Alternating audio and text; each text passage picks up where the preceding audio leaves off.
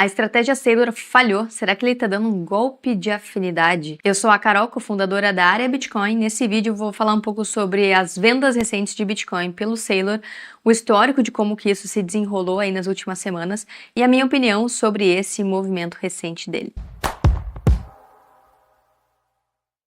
A Strategy, liderada pelo Michael Saylor, se tornou uma das vozes mais influentes do Bitcoin no mundo corporativo.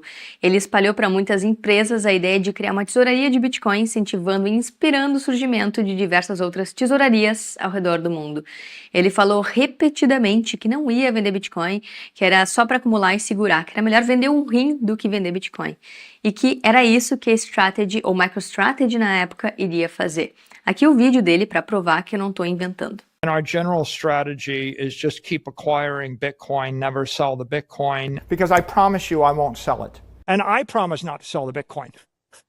And so we're in the business of not selling Bitcoin. We got very good at it. We have a PhD in hodling, you know? A Strategy chegou a ter 847 mil Bitcoin até 22 de junho de 2026, o equivalente a 4% de toda a oferta de Bitcoin existente. Aí aconteceu algo totalmente inesperado.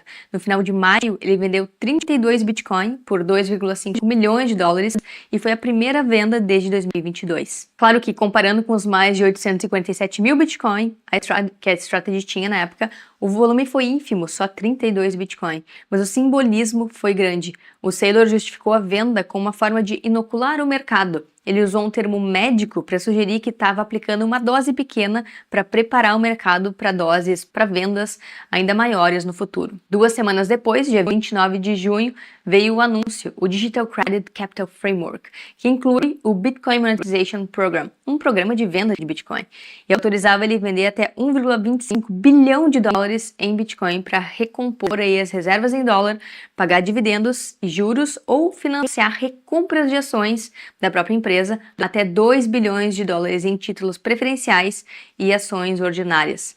O dilema que o Saylor enfrentou para fazer tudo isso foi: ou ele vendia Bitcoin e quebrava com a narrativa de nunca vender, que consagrou a Strategy como a maior tesouraria de Bitcoin do mundo, justamente para manter a confiança dos Bitcoiners e dos futuros investidores, ou ele emitia mais ações e diluía os acionistas, reduzia o valor das ações e manteria a confiança dos acionistas, quebrando com a confiança do mercado de que ele nunca venderia. O Saylor escolheu os acionistas e abriu a possibilidade de começar a vender Bitcoin. Esse movimento foi muito polêmico porque emitir mais ações para comprar Bitcoin nesse cenário agora seria diluitivo e não mais acretivo como foi no passado, e poderia degradar a confiança dos acionistas. Então, protegendo a própria empresa e os próprios papéis, a Strategy, que já tinha caído aí 80% da máxima de 2025, e a Strat, a STRC, uma ação preferencial que prometia 12% de juros, acabou despencando. Então foi por isso que o Saylor precisou fortalecer a confiança na empresa e não mais no Bitcoin em caixa. Por isso também que ele optou por vender uma pequena quantidade de Bitcoin e criar um mecanismo formal para monetizar parte do tesouro que ele tinha quando necessário, em vez de continuar diluindo os acionistas como ele vinha fazendo, né? Emitindo mais ações para levantar a caixa, aumentando a dívida e para comprar mais Bitcoin. Só que essa estratégia ficou insustentável quando o MNAV ficou próximo ou abaixo de 1 pela primeira vez. Foi isso que fez com que o Saylor precisasse mudar a estratégia. MNAV é a relação entre o valor de mercado da Strategy e o valor dos Bitcoin que ela tem em caixa. Essa métrica caiu abaixo de 1 pela primeira vez nas últimas semanas e ficou oscilando entre 1,05 e 1,09. Isso significa que agora, na queda de preço do Bitcoin, a Strategy passou a valer menos do que os Bitcoin que ela tinha em caixa, porque passou a representar um risco muito maior do que ter Bitcoin de verdade. Resultado que o Saylor preferiu vender Bitcoin e recomprar as ações e pagar suas obrigações para tentar manter o MNAV acima de 1.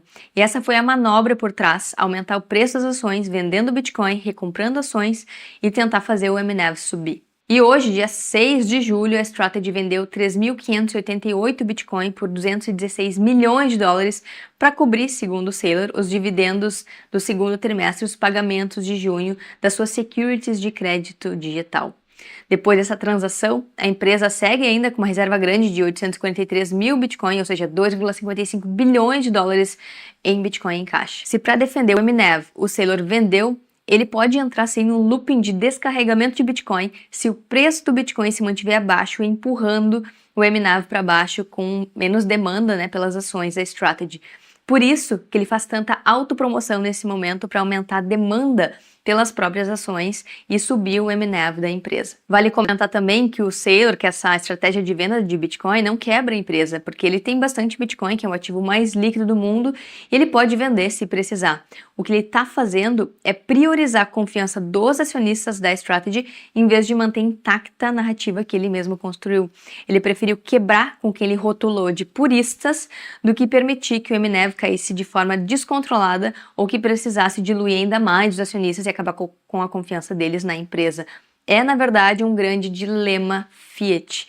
Foi por isso que ele criou tantos conceitos, inclusive como Digital Credit, que se Bitcoin é o Digital Capital, capital digital, a Strategy passaria a se posicionar como uma empresa que cria instrumentos de crédito digital, oferecendo rendimento em Fiat para quem não quer só a valorização, a valorização do Bitcoin, mas também quer renda em Fiat.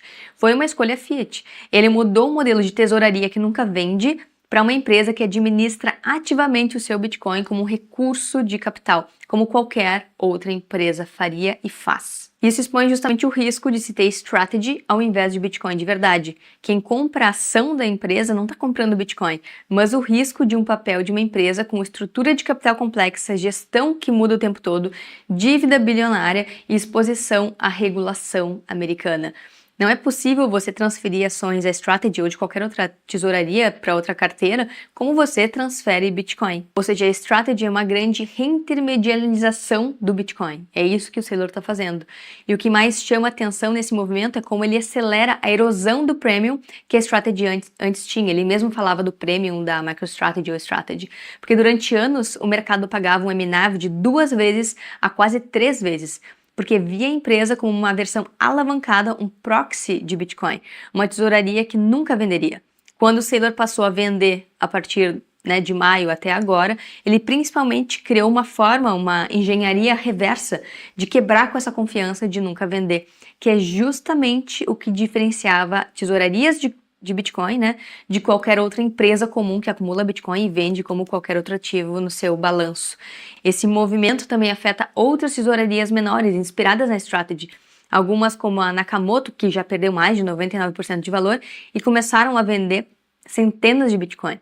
Quando essas empresas que se posicionaram como acumuladoras começam a vender, elas perdem a confiança do mercado no seu propósito original. A Strategy provavelmente vai sobreviver, só que as mais fracas tendem a desaparecer, exatamente como aconteceu com várias exchanges no passado, que não conseguiram manter fluxo de caixa em Fiat durante as quedas e acabaram quebrando ou fechando as portas. E aí fica a dúvida, será que ainda vale a pena pagar um preço mais caro por uma empresa que agora tem um mecanismo oficial para vender Bitcoin quando for mais conveniente para ela?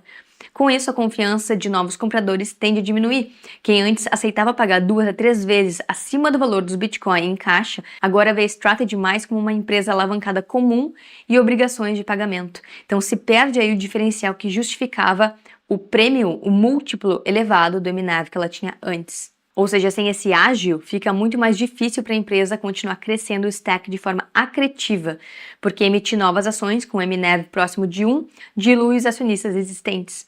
O resultado é um círculo vicioso. Quanto mais o mercado perde confiança na narrativa, mais o premium se comprime e mais difícil fica voltar a patamares de 2 a 3 vezes no futuro.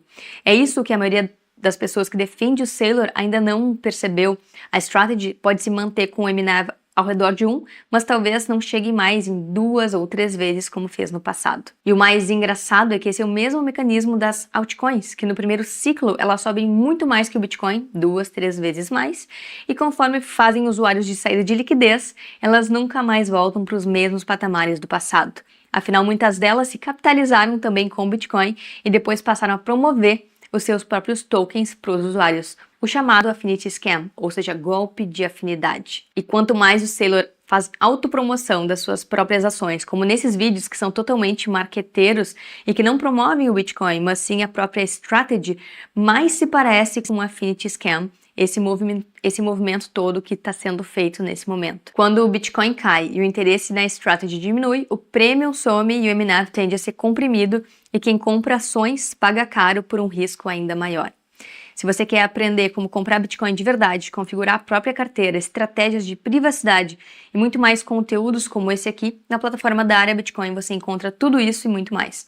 O link para se inscrever está aqui embaixo, você vai ter acesso ao grupo Tira Dúvidas e toda a plataforma está aqui na descrição.